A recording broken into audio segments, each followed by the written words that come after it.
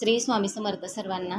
आज मी तुम्हाला माझा जेव्हापासून मी स्वामी सेवेमध्ये जुळली तेव्हाचा मी पहिला अनुभव शेअर करते तुमच्याशी. तर जेव्हा आपण सुरुवातीला स्वामी सेवेमध्ये येतो, ती जशी पण असेल सेवा स्वामी आई गोड मानून घेत असतात. तर जुळल्यानंतर तर आले अनुभव, खूप सारे आले. पण हा जो अनुभव मी तुम्हाला शेअर करते तो खरंच म्हणजे अगदी छोटासा आहे आणि खूप सुंदर आहे, हृदयस्पर्शी आहे. तर जेव्हा मी 2003-4ची गोष्ट असेल ती, तर माझ्याकडे देव पण म्हणजे 3 होते. एक बाळकृष्ण होते, गणपती आणि स्वामींची मूर्ती पण नव्हती, शिवलिंग होती. असे 3च देव होते. पण कसं असतं ना, आपण जेव्हा सुरुवातीला जुळतो स्वामी सेवेमध्ये, तेव्हा आपण खूप छान म्हणजे अगदी छोटीशी जरी सेवा केली तरीसुद्धा आपल्याला खूप छान रिझल्ट त्याचे मिळत असतात. फक्त एवढं आहे, स्वामी सेवेमध्ये जसं जसं आपण पुढे पुढे जात राहतो तसं स्वामी आई खूप आपली परीक्षा घेतात. म्हणजे तुम्ही कुठल्याही देवाची सेवा केली तरी आपली परीक्षा ही आहेच, फक्त आपल्याला डगमगता कामा नये. तर जेव्हा मी 2003-4चीच गोष्ट येते, तर असंच सेवा करत म्हणजे पहाटेची माझी सेवा झाली का रोज शिवमहिम्न स्तोत्र, स्वामींचे 3 अध्याय आणि पितृस्तुती वगैरे असं मी बरंच तेव्हा काही सेवा करत होते. मग होतं काय, आपण जेव्हा घरामध्ये सेवा करतो, आता बऱ्याचशा संकट आपले बाहेरच्या बाहेर जात असतात आणि काही तर त्याच्यात आपली परीक्षा पण होत असते. मग मिस्टर माझे तेव्हा इथे पंचायत समितीला ऑफिसलाच होते. तर त्यांना कसं म्हणजे आता कसं असतं, प्रत्येक घरातले पुरुष खूप काही सेवा करत नाही आणि म्हणजे जवळजवळ करतच नाही. तर मग ते असंच ऑफिसला गेलेले होते आणि एक त्यांना मनुष्य भेटला ऑफिसमध्ये. आता बरेचसे येत असतात पंचायत समिती वगैरे आवारात, असे बरेचसे येत असतात, हे घ्या ते घ्या, हा रुद्राक्ष घ्या. मग त्यांना एक मनुष्य भेटला आणि तो म्हणत होता की मी अक्कलकोटवरून आलेलो आहे असं. मग यांना लगेच असं क्लिक झालं की ही स्वामींची सेवा करते, अक्कलकोटचं नाव सांगतायत.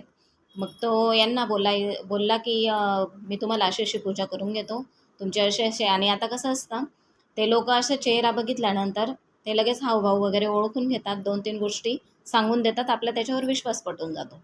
मग यांनी काय केलं, त्याला मागे बसवलं आणि घरी घेऊन आले. घरी आणल्यानंतर मग म्हणे हे दादा अक्कलकोटवरून आलेले आहेत, असं तसं.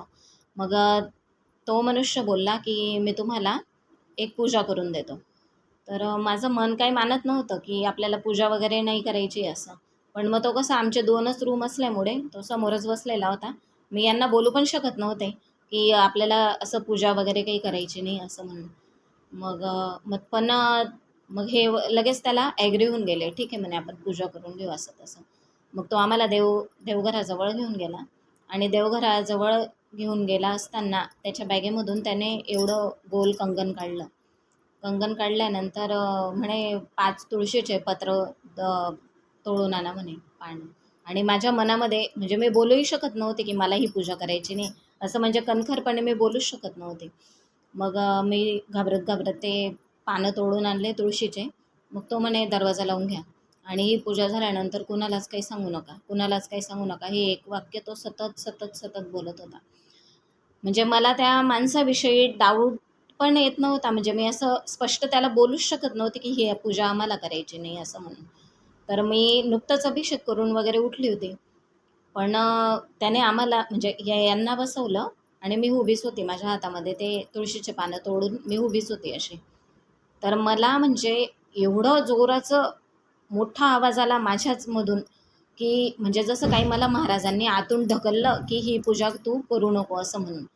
तर मी इतकी जोराचे बोलले, उठा म्हटलं इथून, की आपल्याला ही पूजा करायची नाही. तर तो मनुष्य माझ्या चेहऱ्याकडे बघून घाबरून गेला आणि उठून गेला. मग हे म्हणे काय झालं का म्हणे तुला म्हणे. म्हटलं नाही, आपल्याला ही पूजा करायची नाही. म्हणजे बघा कसं असतं, जसं आता आपण आता माझी जरी डेअरिंग नव्हती बोलण्याची माझी डेअरिंग होतच नव्हती. पण तरी जसं मला आतून कोणीतरी धक्का दिला आणि उठवलं यांना.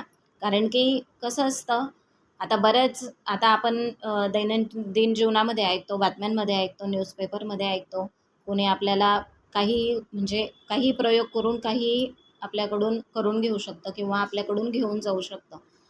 तर म्हणजे असं आपण तेव्हा तर मी तोडके-मोडकेच सेवा करत होती सुरुवातीची.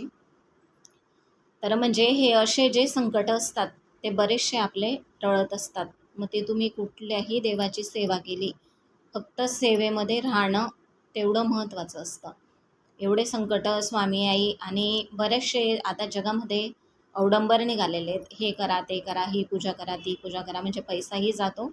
फक्त एकच असतं, आपले जे मंत्र, स्तोत्र असतात, ते एवढे सिद्ध झालेले असतात आणि आपण त्यांना जेव्हा वारंवार बोलतो, तर ते एवढे सिद्ध होऊन जातात.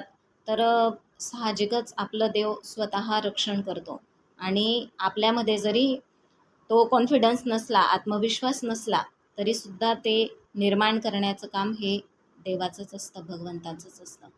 म्हणून हा अनुभव म्हणजे एवढा हृदयस्पर्शी आहे माझ्याशी. म्हणजे ज्यावेळेस जर विचार करण्यासारखी गोष्ट होती, जर समजा त्याने ती क्रिया, तो आता काय क्रिया करणार होता, ती जर त्याच्याकडून आम्ही तिथे बसूनच राहिलो असतो किंवा उठलोच नसतो. आतून मला हे धक्का देणं हे फक्त महाराजांनीच ते करून माझ्याकडून घेतलं. म्हणून खूप काही संकटं असतात. आता काही अनुभव, आता बाकीचे अनुभव मी माझ्या पुढच्या व्हिडिओमध्ये सांगेन. तर तुम्हाला अनुभव हा कसा वाटला ते मला कमेंटमध्ये नक्की सांगा. आणि असेच आपण एक एक अनुभव मी यूट्यूब चॅनलच्या माध्यमामधून तुम्हाला सांगणार आहे. आणि ज्याची इच्छा असेल की आपल्याला अनुभव शेअर करायचा आहे, तर त्याने मला खाली दिलेल्या नंबरवर कॉल करा. श्री स्वामी समर्थ.